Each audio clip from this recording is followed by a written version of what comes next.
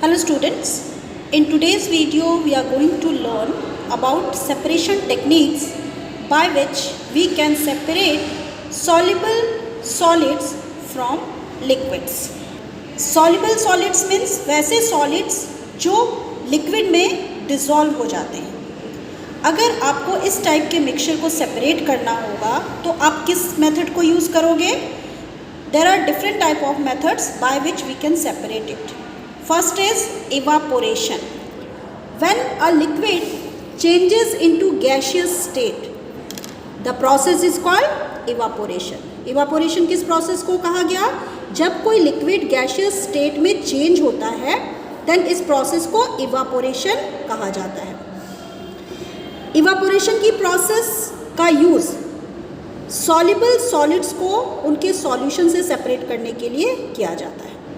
यहाँ पे आपका जो सॉल्युबल सॉलिड है उसको किस में डाला गया? वाटर में. What is written here? The process of separation evaporation is employed to remove soluble solids from their solution in water.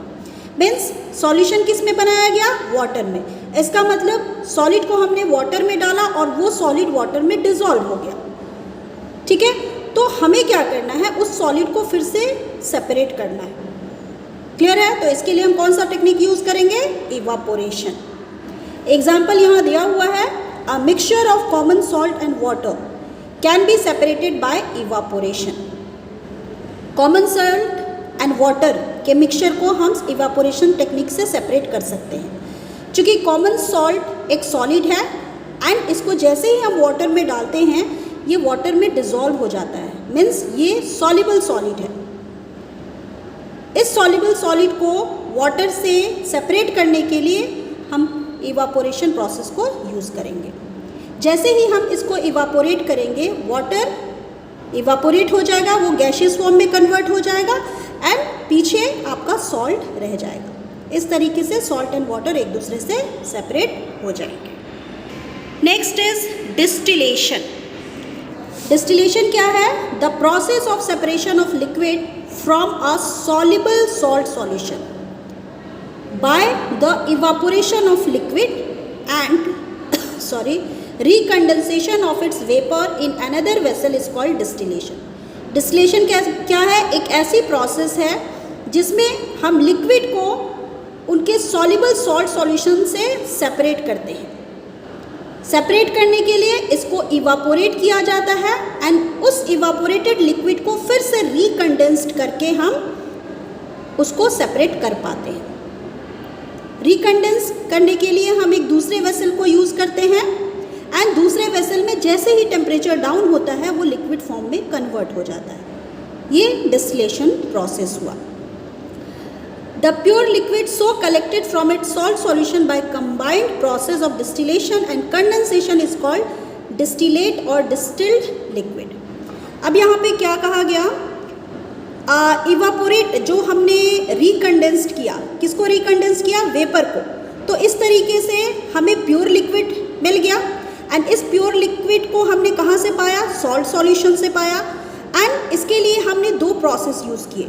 एक तो डिस्टिलेशन, पहले हमने उसको वेपर फॉर्म में कन्वर्ट किया एंड फिर उसको कंडेंसेट किया. मीन्स उसको कंडेंसेशन प्रोसेस से उस वेपर को लिक्विड में कन्वर्ट किया. तो यहाँ पे दो प्रोसेस को कंबाइन किया गया.